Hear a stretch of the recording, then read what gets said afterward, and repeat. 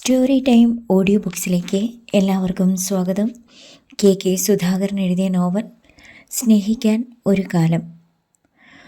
Orange നിറമുള്ള വലിയ സൂര്യൻ മെല്ലെ കടലിലേക്ക് താഴുകയായിരുന്നു. അത് നോക്കി വിൽസൺ കാറിൽ ചാരി നിന്നു. ശംഖുമുഖം കടപ്പുറത്ത് അന്നും ധാരാളം പേർ കാറ്റുകൊള്ളാൻ എത്തിയിട്ടുണ്ട്. കടൽ തിരകൾ നനച്ച തീരത്തുകൂടി ഹണിയും വീണയും മെല്ലെ നടന്നു. വിൽസൺ അങ്കിൾ ശരിക്കും ഒരു പാവമല്ലേടി? മുഖം തിരിച്ച് വീണയെ നോക്കി ഹണി ചോദിച്ചു. ആണോ? അല്ലെങ്കിൽ നമ്മളെയും കൊണ്ട് കാഴ്ച ബംഗ്ലാവും മ്യൂസിയവും ഒക്കെ കാണിക്കാൻ പോകുമോ? ബീച്ചിൽ കൊണ്ടുവരുമോ? ഉച്ചയ്ക്ക് അടിപൊളി ലഞ്ച് മേടിച്ചു തരുമോ? അവളുടെ ചോദ്യം കേട്ട് വീണ ഒന്ന് ചിരിച്ചു. സുന്ദരിമാരായ 2 പെൺപിള്ളേർ കൂടെ വരാനുണ്ടെങ്കിൽ ഏത് പുരുഷനും ഏത് നരകത്തിലും കൊണ്ടുപോകും. പോടി, കളി പറയാതെ. അങ്കിളിനെ എനിക്ക് ശരിക്കും ഇഷ്ടമായി. അയ്യോ, ശ്രീരാജിൻ്റെ കാര്യം കഷ്ടമാകുമല്ലോ. അവനെ ഞാൻ കഷ്ടത്തിലാക്കില്ല. എൻ്റെ നിർബന്ധം കൊണ്ട് മാത്രമാ ഇത്ര പെട്ടെന്ന് അവൻ കല്യാണം നടത്തിയേ. പാലക്കാട്ടെ പുരാതന കുടുംബമാ അവൻ്റേത്. അച്ഛനെന്ന് നോക്കിയാ അവൻ്റെ മുട്ട് രണ്ടും കൂട്ടിയിടിക്കും. അങ്ങനെയുള്ള സ്ത്രീയെ ഞാൻ ഉപേക്ഷിക്കുമോടി? ഹണി ചോദിച്ചു. പിന്നെന്താ, വിൽസൺ അങ്കിളെ കണ്ടപ്പോൾ നിനക്കൊരു ഇളക്കം? ഇളക്കമല്ലടി, നല്ലവനാണെന്ന് നിന്നോട് പറഞ്ഞതാ. നിനക്ക് വേണമെങ്കിൽ അങ്കിളിനെ. നമ്മളോട് അങ്കിൾ ഈ സ്നേഹവും പരിഗണനയുമൊക്കെ കാണിക്കുന്നത് കണ്ട് നീ വെറുതെ തെറ്റിദ്ധരിക്കണ്ട. കാവുങ്കൽ ഈപ്പച്ചൻ്റെ മോൾ ഹണിയും അവളുടെ ക്ലോസ് ഫ്രണ്ട് വീണയുമായതുകൊണ്ടാ അങ്കിൾ നമ്മൾക്ക് ഈ സ്നേഹവും പരിഗണനയും തരുന്നത്. വീണ പറഞ്ഞു. ആയിരിക്കാം, ഞാൻ തർക്കിക്കുന്നില്ല. പക്ഷെ എന്തായാലും നിനക്ക് കുറേ നാളത്തേക്ക് അങ്കിളിൻ്റെ കൂടെ താമസിക്കേണ്ടി വരുമല്ലോ. അതിനിടയിൽ നിങ്ങൾ തമ്മിൽ അടുപ്പമുണ്ടാകാനുള്ള സാധ്യതയുണ്ടായാൽ നീ അതിൽ നിന്ന് മനഃപൂർവ്വം പിന്മാറരുതെന്നാണ് ഞാൻ പറഞ്ഞത്. ഒരു കടൽത്തിര ഉയർന്നു വന്ന് അപ്പോൾ കരയിലേക്ക് ആഞ്ഞടിച്ചു. പൊട്ടിച്ചിതറി മുട്ടോളം നനച്ച കടലിലേക്ക് ഒലിച്ചു പോകാതിരിക്കാൻ വേണ്ടി കൂട്ടുകാരികൾ 2 പേരും പരസ്പരം കൈപിടിച്ച് മണ്ണിൽ കാലുകൾ ഉറപ്പിച്ചു നിന്നു. വെളിച്ചം മങ്ങുകയായിരുന്നു. നമുക്കിനി പോകാം. ചുരിദാറായിരുന്നു വീണയുടെ വേഷം. ജീൻസും ടോപ്പുമാണ് ഹണി ധരിച്ചിരുന്നത്. 2 പേരും തിരിഞ്ഞു നടന്നു. ശ്രീയുടെ അച്ഛനും അമ്മയും ഇപ്പോൾ വണ്ടിയിൽ കയറി കാണും. പോയി കഴിഞ്ഞ് വിളിക്കാമെന്നാണ് അവൻ പറഞ്ഞത്. വിളിച്ചു കാണും. കാറിനകത്ത് ഹാൻഡ് ബാഗിലിരിക്കുമല്ലേ മൊബൈൽ? വീണ പറഞ്ഞു. നാളെ രാവിലത്തെ ട്രെയിനിന് എറണാകുളത്തിന് പോകണം. പക്ഷെ ശ്രീ സമ്മതിച്ചാൽ 2 ദിവസം കൂടി നിൻ്റെ അടുത്ത് നിന്നാൽ കൊള്ളാമെന്നുണ്ട് എനിക്ക്. 2 ദിവസം കഴിഞ്ഞ് പോയാൽ മതി നീ. അങ്കിളിനോട് നീ തന്നെ പറയാമോ? ഹണി ചോദിച്ചു. പിന്നെന്താ? അവർ നടന്ന് കാറിനടുത്തെത്തി. കടൽ കണ്ടു മതിയായോ? പുഞ്ചിരിയോടെ വിൽസൺ ചോദിച്ചു. മതിയായിട്ടൊന്നുമില്ല, രാത്രിയായതുകൊണ്ടാ പോന്നത്. അങ്കിൾ എന്താ ഇവിടെ തന്നെ നിന്ന് കളഞ്ഞത്? എന്ത് രസമാ കടൽ തിരകൾ വന്ന് നമ്മുടെ കാലുകളെ കെട്ടിപ്പിടിക്കുമ്പോൾ, ഹണി പറഞ്ഞു. വിൽസൺ ചിരിച്ചു. അത് ഞാൻ നിങ്ങളെപ്പോലെ കുട്ടികളല്ലല്ലോ. കുട്ടികളോ? കെട്ടുപ്രായമായി പുരനിറഞ്ഞു നിൽക്കുന്ന ഞങ്ങളെക്കുറിച്ചാണോ കുട്ടികൾ എന്ന് അങ്കിൾ പറഞ്ഞത്? അത് ശരിയല്ല അങ്കിളെ. വിൽസൺ വീണ്ടും ചിരിച്ചു. എന്തായാലും എനിക്ക് നിങ്ങൾ 2 പേരും കുട്ടികൾ തന്നെ. എക്സാം എഴുതി റിസൾട്ട് കാത്തിരിക്കുന്ന കോളേജ് കുട്ടികൾ. ഒരു ചാൻസ് കിട്ടട്ടെ, അന്നേരം അങ്കിളിൻ്റെ ഈ അഭിപ്രായം മാറ്റിത്തരാം. വീണ രഹസ്യമായി ഹണിയുടെ കൈത്തണ്ടയിൽ നുള്ളി. പെണ്ണ് എന്തൊക്കെ വേണ്ടാധീനങ്ങളാണ് വിളിച്ചു പറയുന്നത്. ശരി, നമുക്ക് പോയേക്കാം അല്ലേ? സന്ധ്യാ വെളിച്ചത്തിൽ വിൽസൺ പതിവിലും സുന്ദരനാണെന്ന് വീണയ്ക്ക് തോന്നി. അല്പം ഒന്ന് വളർന്ന മുടി കടലിൽ നിന്നടിച്ച കാറ്റിൽ പറക്കുന്നത് കാണാൻ നല്ല രസം. കാറിൻ്റെ ഫ്രണ്ട് സീറ്റിൽ അപ്പോഴും ഹണിയാണ് വിൽസനോടൊപ്പം വരുന്നത്. അതാണ് നല്ലതെന്ന് വീണ കരുതി. താനാണെങ്കിൽ ഊമയെ പോലെ ഇരിക്കുകയുള്ളൂ. ഹണിക്ക് വാതോരാതെ സംസാരിക്കാനും തമാശകൾ പറയാനും അറിയാം. അങ്കിളിന് അതായിരിക്കും ഇഷ്ടം. കാർ മെല്ലെ മുന്നോട്ട് നീങ്ങി. പിന്നിൽ കടലിൻ്റെ ഇരമ്പം അപ്പോഴും കേൾക്കുന്നുണ്ടായിരുന്നു. നമ്മളിനി നേരെ വീട്ടിലേക്ക് പോവുമല്ലേ? ഹണി ചോദിച്ചു. അല്ല, അയാൾ പറഞ്ഞു. പിന്നെ ഫുഡ് കഴിച്ചിട്ടേ പോകുന്നുള്ളൂ. അത് നന്നായി, എനിക്ക് നല്ല വിശപ്പുണ്ട്, ഹണി പറഞ്ഞു. ഒരു മര്യാദയില്ലാത്ത പെണ്ണ്, പിൻസീറ്റിലിരുന്ന് വീണ മനസ്സിൽ പറഞ്ഞു. ഈസ്റ്റ് ഫോർട്ടിൽ ഒരു ഗുജറാത്തി റെസ്റ്റോറൻ്റ് ഉണ്ട്. നമുക്കിന്ന് അവിടെ നിന്ന് കഴിച്ചാലോ? വിൽസൺ ചോദിച്ചു. അത് മതിയെങ്കിൽ. ഞാൻ ഗുജറാത്തി ഫുഡ് കഴിച്ചിട്ടേയില്ല. ഹണിക്ക് സന്തോഷമായി. ബാക്ക് സീറ്റിൽ ആരുമില്ലേ? അനക്കമൊന്നും കേൾക്കുന്നില്ലല്ലോ, കളിമട്ടിൽ വിൽസൺ പറഞ്ഞു. അവൾ എന്നെപ്പോലല്ല അങ്കിളെ, വെറുതെ കിടന്ന് ചിലിക്കത്തില്ല. ആവശ്യത്തിന് മാത്രമേ സംസാരിക്കൂ. ഭയങ്കര ഡീസൻ്റാ. 2 സ്വഭാവവും മോശമല്ല, അയാൾ പറഞ്ഞു. പെട്ടെന്നാണ് ഹണിയുടെ ബാഗിലെ മൊബൈൽ ബെല്ലടിച്ചത്. ശ്രീരാജ് ആയിരിക്കും വിളിക്കുന്നതെന്ന് അവൾക്ക് തോന്നി. ബാഗിൽ നിന്ന് ഫോൺ എടുത്ത് നോക്കിയപ്പോൾ കോൾ അവൻ്റേതാണ്. ഹലോ. അവൾ ശ്രദ്ധാപൂർവം കോൾ എടുത്തു. നീ എവിടെയാണ്? ശ്രീരാജ് തിരക്കി. വെളിയിലാണ്. അച്ഛനും അമ്മയും പോയി. ഓക്കെ, ഞാൻ വീട്ടിൽ ചെന്നിട്ട് വിളിക്കാം. അവൾ പെട്ടെന്ന് കോൾ കട്ട് ചെയ്തു. വിൽസൺ അങ്കിൾ തൊട്ടടുത്തിരിക്കുമ്പോൾ അറിയാതെ നാവിൽ നിന്ന് എന്തെങ്കിലും വീണുപോയാൽ അപകടമാണ്. സിറ്റിയിലേക്ക് കാർ പ്രവേശിച്ചു. റോഡിൽ നല്ല തിരക്ക്. ഇരുവശത്തുമുള്ള ഷോപ്പുകളിൽ തിരക്ക് പിടിച്ച കച്ചവടം. ഫുട്പാത്തിലൂടെ ജനം ഒഴുകുന്നു. ഒടുവിൽ കാർ ചെന്ന് റോഡ് സൈഡിലെ പാർക്കിംഗ് സ്ഥലത്ത് നിന്നു.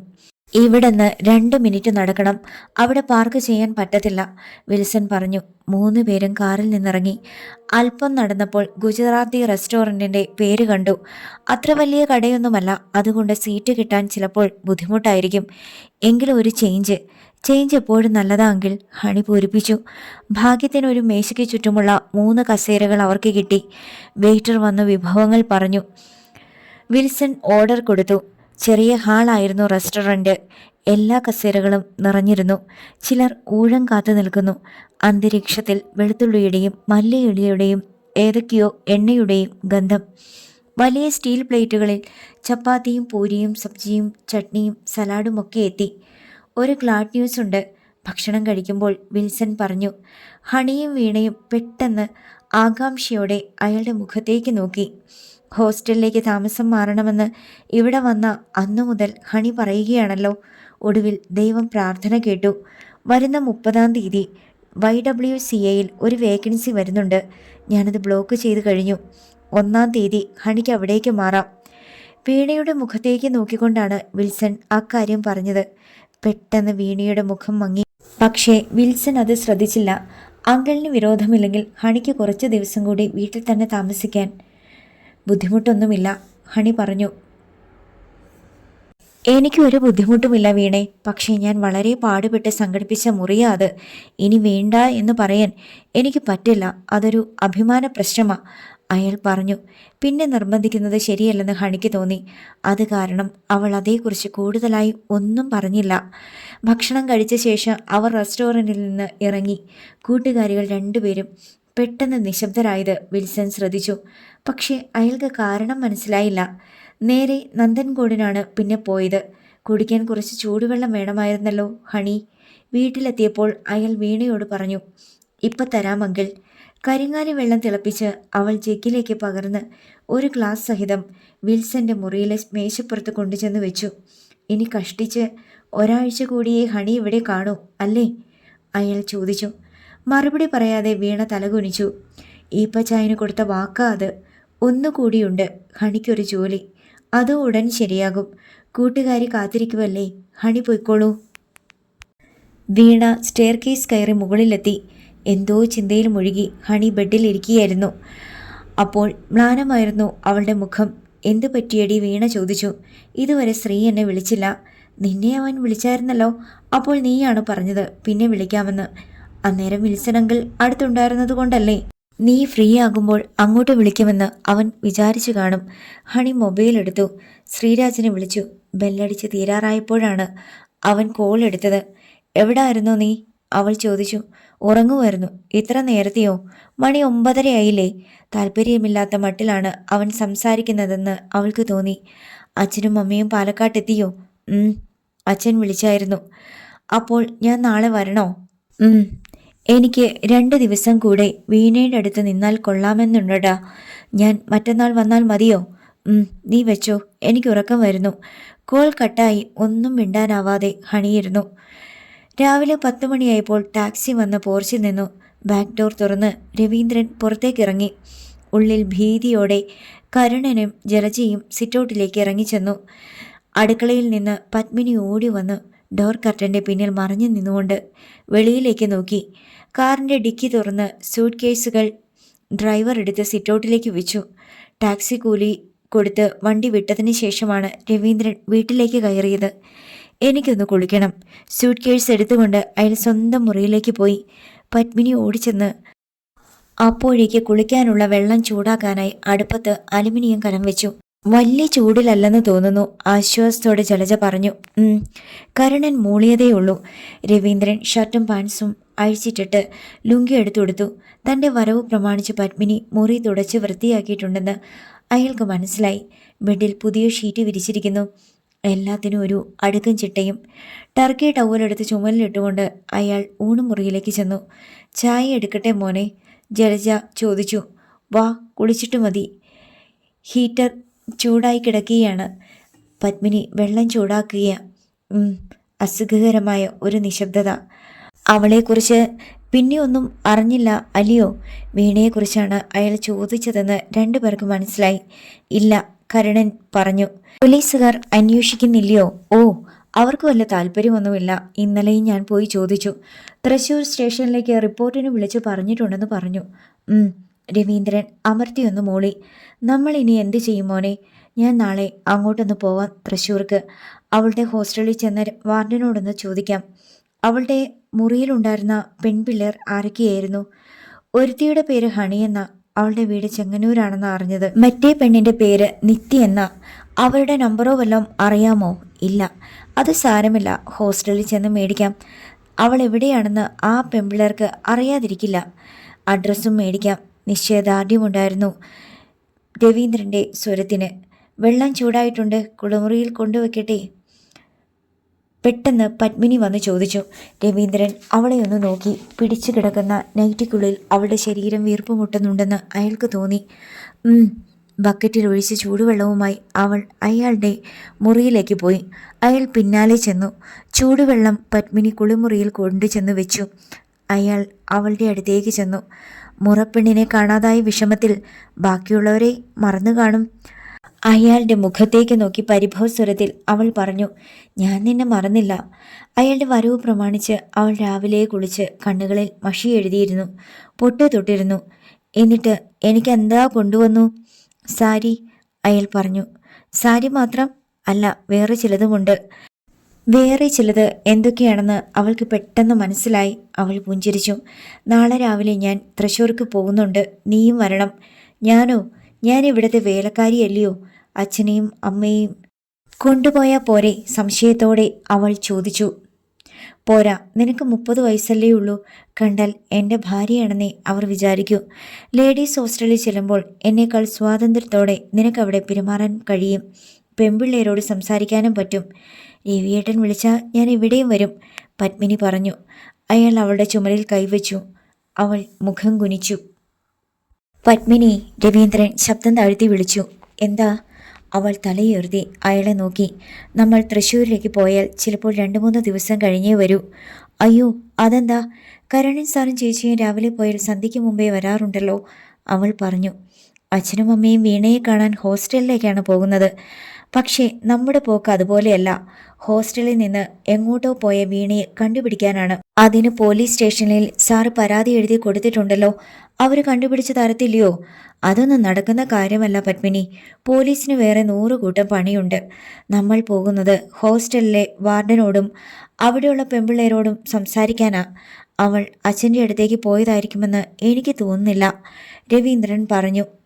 എന്നെ എവിടെ പോകാനാ? അവൾക്ക് വല്ല പ്രേമവും ഉണ്ടായിരുന്നെങ്കിലോ? അവൾക്ക് എന്നെ വലിയ പിടുത്തമില്ലായിരുന്നു.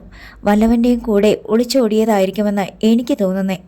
ഒളിച്ചോടിപ്പോയ പെണ്ണിനെ എന്തിനാ ചേട്ടാ നമ്മൾ പിടിച്ചോണ്ട് വരുന്നേ? അവളെ ചേട്ടന് കല്യാണം കഴിക്കാൻ പറ്റുമോ? അവളെ കല്യാണം കഴിക്കാതെ പറ്റത്തില്ലടി. അവളുടെ പേരിലുള്ള 2 ഏക്കർ സ്ഥലത്തിന് 2 കോടിയിലേറെ വരും മതിപ്പുവില. വെള്ളത്തിൻ്റെ ചൂടാറുന്നതിന് മുമ്പ് കുളിക്ക്, പത്മിനി ഓർമ്മിപ്പിച്ചു. അവളുടെ 2 കൂട്ടുകാരികളുണ്ട്, ഹണിയും നിത്യയും. അവർ 3 പേരും ഒരേ മുറിയിലായിരുന്നു താമസം. അവൾ എങ്ങോട്ടാ പോയതെന്ന് അവളുമാർക്ക് അറിയാതിരിക്കത്തില്ല. അവരിപ്പോൾ ഹോസ്റ്റലിലില്ല. അതുകൊണ്ട് വീട്ടിൽ ചെന്ന് കാണേണ്ടി വരും. അതിന് അവരുടെ വീടറിയാമോ ചേട്ടന്?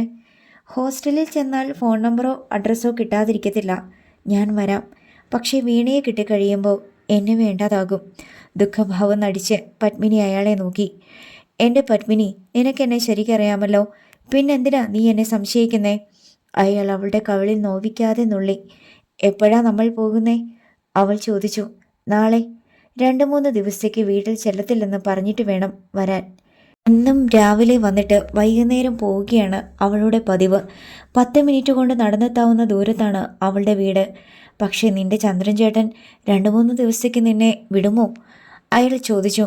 അങ്ങേർക്ക് ഒരു കുപ്പി അടിക്കാനുള്ള കാശ് കൊടുത്താൽ മതി. ഒരാഴ്ച കഴിഞ്ഞ് വിട്ടാൽ മതിയെന്നും പറയും. 1-2 കുപ്പി മേടിക്കാനുള്ള കാശ് കൊടുക്കാം. അത് പ്രയാസമുള്ള കാര്യമൊന്നുമല്ല. പക്ഷെ എന്നെ കൂടെ കൊണ്ടുപോകാൻ കരുണൻ സാറും ചേച്ചിയും സമ്മതിക്കുമോ? അവൾ ചോദിച്ചു. രവീന്ദ്രൻ ഒന്ന് ചിരിച്ചു. അച്ഛനും അമ്മയ്ക്കും എന്നെ പേടിയാടി. എൻ്റെ ഒരാഗ്രഹത്തിനും അവർ എതിര് നിൽക്കത്തില്ല. എന്നാൽ വേഗം കുളിച്ചിട്ട് വാ, കഴിക്കാൻ എന്തെങ്കിലും എടുത്തു വയ്ക്കാം. പത്മിനി പോയി. കുളി കഴിഞ്ഞ് വേഷം മാറി ഊണുമുറിയിലേക്ക് രവീന്ദ്രൻ ചെന്നു. അയാൾക്കിഷ്ടമുള്ള പാലപ്പവും ചിക്കൻ കറിയുമാണ് പ്രാതലിനുണ്ടാക്കിയിരുന്നത്. കരുണൻ നേരത്തെ കഴിച്ചതായിരുന്നെങ്കിലും വെറുതെ വന്ന് രവീന്ദ്രൻ്റെ അടുത്തിരുന്നു. ജലജ മകന് വിളമ്പിക്കൊടുത്തു. ലേഡീസ് ഹോസ്റ്റലിൽ അന്വേഷിക്കാൻ ചെല്ലുമ്പം സ്ത്രീകൾ ആരെങ്കിലും കൂടെയുള്ളത് ഗുണം ചെയ്യും. അതുകൊണ്ട് പത്മിനിയെ കൂടി ഞാൻ കൊണ്ടുപോവുക. കഴിക്കുന്നതിനിടയിൽ അയാൾ പറഞ്ഞു. അമ്മ വന്നാൽ പോരായോ രവി? കരുണൻ ചോദിച്ചു. പോരാ, ചെറുപ്പമുള്ളവരാ വേണ്ടിയത്. കാര്യങ്ങൾ സംസാരിച്ച് മനസ്സിലാക്കാൻ പത്മിനിയാ നല്ലത്. അവൾക്കതിനുള്ള കഴിവുണ്ട്. എന്നാൽ പിന്നെ അവളെ കൊണ്ടുപോ. മനസ്സില്ലാ മനസ്സോടെ ജലജ പറഞ്ഞു. നാളെ പോണമെന്നാ വിചാരിക്കുന്നേ. സമയം ഒട്ടും കളയാൻ പാടില്ല. അതുകൊണ്ട് അവളുടെ കൂട്ടുകാരികളെ കണ്ട് സംസാരിച്ചിട്ടേ ഞങ്ങൾ വരൂ. അങ്ങനെയാണെങ്കിൽ നാളെ തിരിച്ചു വരാൻ പറ്റത്തില്ലല്ലോ മോനെ, കരുണൻ പറഞ്ഞു. ആ, ചിലപ്പോൾ നാളെ വരത്തില്ല. വിവരങ്ങൾ അന്വേഷിച്ചറിഞ്ഞിട്ടേ വരൂ. കോന്തൻ കൊല്ലത്ത് പോയതുപോലെ പോയിട്ട് കാര്യമില്ലല്ലോ. കരുണനും ജലജയും മിണ്ടിയില്ല. വിയോജിപ്പ് രണ്ടുപേരുടെയും ഉള്ളിൽ തന്നെ ഒതുക്കി. രവീന്ദ്രൻ കഴിച്ചിട്ട് എഴുന്നേറ്റ് പോയി. അവനീ ചെയ്യാൻ പോകുന്നത് ശരിയാണോ ജലജെ? അരിശത്തോടെ കരുണൻ ചോദിച്ചു.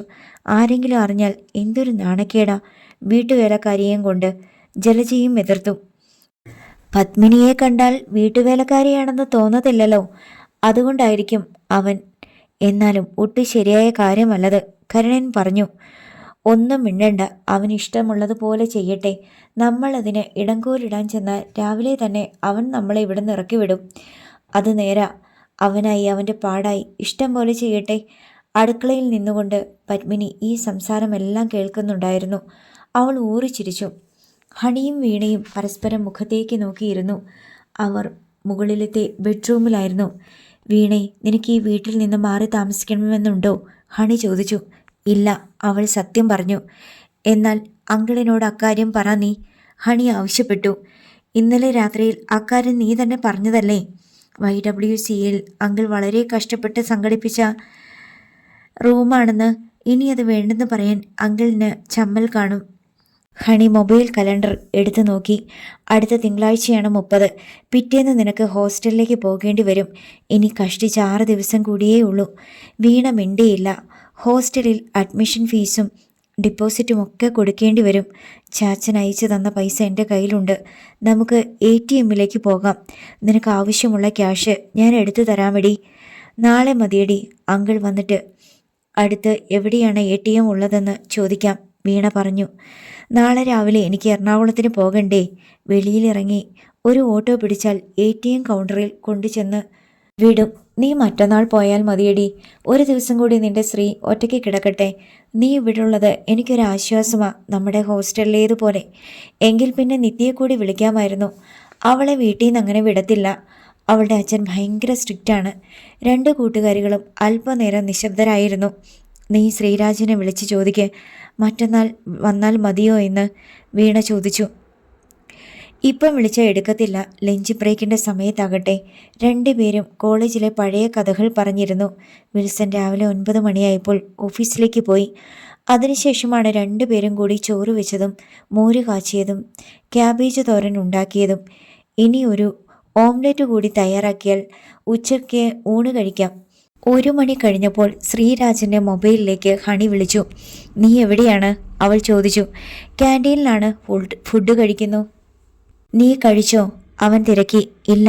ഒറ്റയ്ക്ക് നിനക്ക് ബോറടിക്കുന്നുണ്ടോ? പിന്നില്ലേ. ഹണിയുടെ വില ഇപ്പോൾ നിനക്ക് മനസ്സിലായില്ലേ? ഒരു കണക്കിന് നിന്റെ അച്ഛനും അമ്മയും വന്നത് നന്നായി. അതുകൊണ്ടല്ലേ വിരഹത്തിൻ്റെ വേദന നിനക്ക് അറിയാൻ കഴിഞ്ഞത്. ഹണി, ഞാനിപ്പോൾ കഴിച്ചുകൊണ്ടിരിക്കുക. വീട്ടിൽ ചെന്നിട്ട് വിളിച്ചാൽ മതിയോ? ശ്രീരാജ് ചോദിച്ചു. അവൻ്റെ സ്വരത്തിൽ അക്ഷമയുണ്ടെന്ന് അവൾക്ക് തോന്നി. ഒരു കാര്യം പറയാന് ശ്രീ, ഞാൻ വിളിച്ചേ. നാളെ അങ്ങോട്ട് വരാൻ പറ്റുന്നില്ല എനിക്ക്. മറ്റന്നാൾ വന്നാൽ മതിയോ? അവൾ പെട്ടെന്ന് ചോദിച്ചു. എന്താ, വീണ നിന്നെ വിടുന്നില്ലേ? ഞാനിവിടെ ഉള്ളത് അവൾക്ക് വലിയ സന്തോഷമാണ്. അവൾക്ക് വേണ്ടി നാളെ കഴിഞ്ഞ് വന്നാൽ മതിയോ എന്ന് ചോദിച്ചത്. അത് മതി ഹണി. നീ 4-5 ദിവസം കൂടി കഴിഞ്ഞു വന്നാലും എനിക്ക് ബുദ്ധിമുട്ടൊന്നുമില്ല. ഞാൻ എങ്ങനെയെങ്കിലും അഡ്ജസ്റ്റ് ചെയ്തോളാം. പക്ഷേ അങ്ങനെയൊരു മറുപടിയായിരുന്നില്ല ഹണി പ്രതീക്ഷിച്ചത്. നാളെ കഴിഞ്ഞ് നീ ഉറപ്പായിട്ടും വരണേ ഹണി. നീ ഇവിടെ ഇല്ലാത്തത് കൊണ്ട് എനിക്കൊരു സുഖവുമില്ല. ശരി, നീ വെച്ചോ, ഞാൻ വിളിക്കാം. അവൾ കോൾ കട്ട് ചെയ്തു. ഹണിയുടെ മുഖത്തേക്ക് തന്നെ നോക്കിയിരിക്കുകയായിരുന്നു വീണ. എന്താ, ശ്രീ സമ്മതിച്ചില്ലേ? അവളുടെ മുഖത്തെ സന്തോഷമില്ലായ്മ കണ്ട് വീണ ചോദിച്ചു. ഞാൻ കുറച്ച് ദിവസം കഴിഞ്ഞ് ചെന്നാലും മതിയെന്ന്. ഇന്ന് തന്നെ നീ ചെല്ലാത്തതിൻ്റെ ദേഷ്യമായിരിക്കും. നീ നാളെ പൊയ്ക്കോടി. എന്നെക്കുറിച്ചോർത്ത് നീ വേവലാതിപ്പെടണ്ട. 2 പൗണ്ട് മാലയുണ്ടല്ലോ എൻ്റെ കഴുത്തിൽ.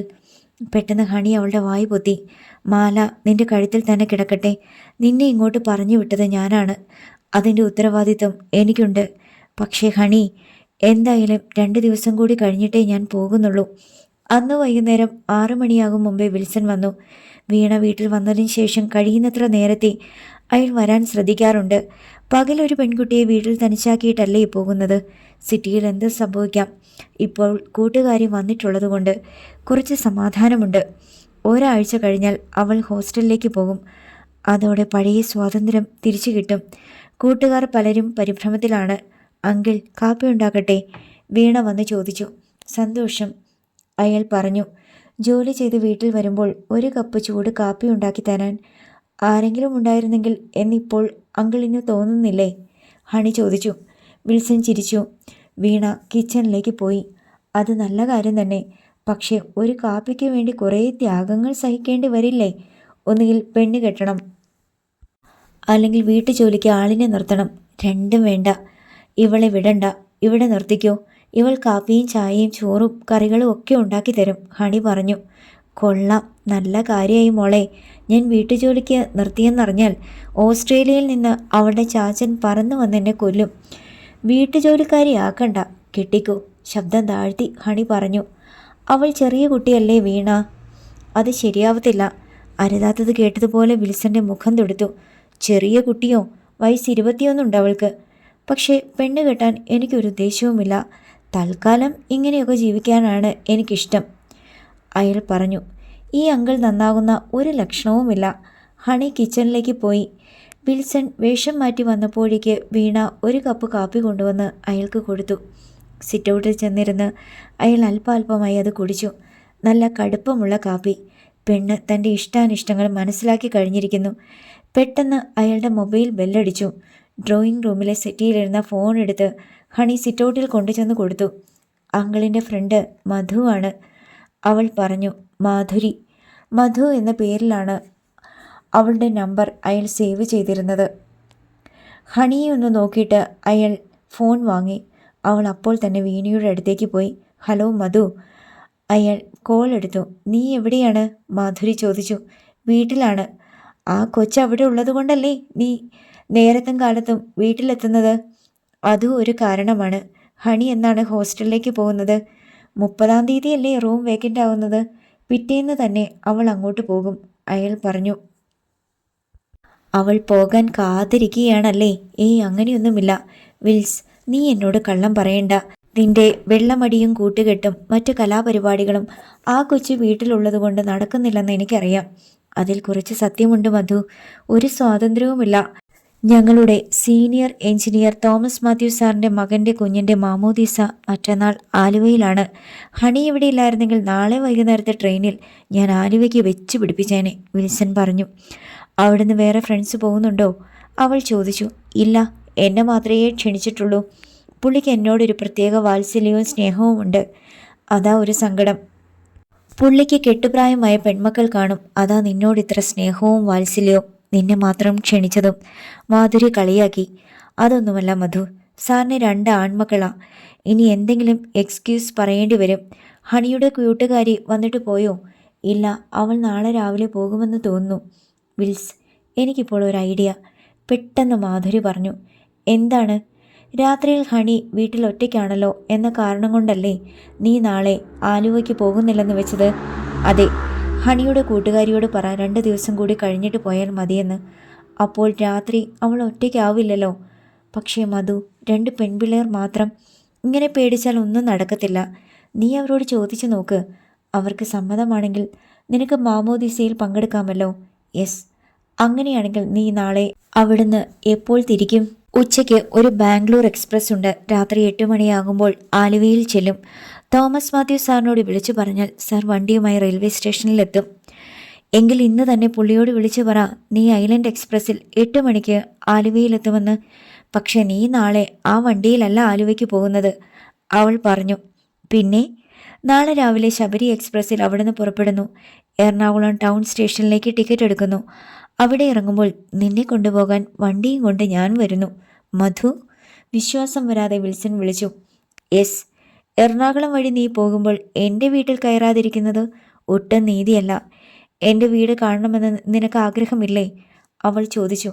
ഉണ്ട്, പക്ഷേ നാളെ വർക്കിംഗ് ഡേ അല്ലേ നിനക്ക്? നാളെ ലീവാണ്. അഭിമോളുടെ സ്കൂളിൽ പോകണം. 1-ാം ക്ലാസ്സിലാണെങ്കിലും പേരൻസ് ടീച്ചർ മീറ്റിംഗ് അറ്റൻഡ് ചെയ്യണം. 11 ആകുമ്പോൾ ഞാൻ ഫ്രീ ആകും. ഞാൻ ഹണിയോടും കൂട്ടുകാരിയോടും ഒന്ന് ചോദിക്കട്ടെ. അവർക്ക് ബുദ്ധിമുട്ടൊന്നുമില്ലെങ്കിൽ ഞാൻ വരാം.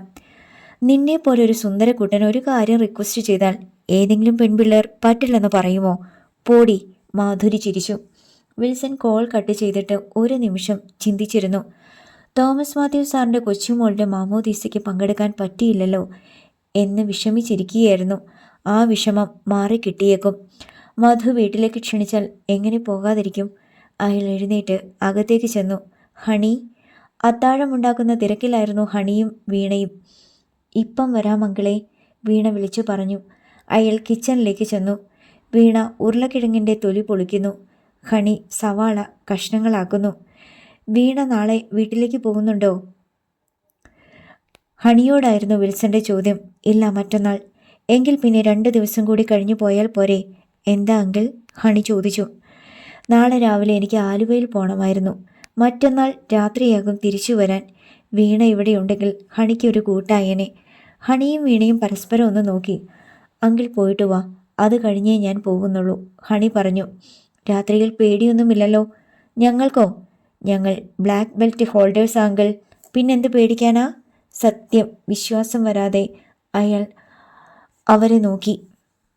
ഇവൾ വെറുതെ പുളുവടിക്കുന്നതാ അങ്കിൾ, ഞങ്ങൾക്ക് പേടിയൊന്നുമില്ല. അങ്കിൾ ധൈര്യമായിട്ട് പോ, വീണ ചിരിച്ചുകൊണ്ട് പറഞ്ഞു. വിൽസന് സമാധാനമായി. മധു, ഞാൻ നാളെ വരുന്നു, സൽക്കരിക്കാൻ തയ്യാറായിക്കോളൂ. അയാൾ അപ്പോൾ തന്നെ മാധുരിക്ക് ഒരു മെസ്സേജ് അയച്ചു. അടുത്ത ഭാഗം നാളെ.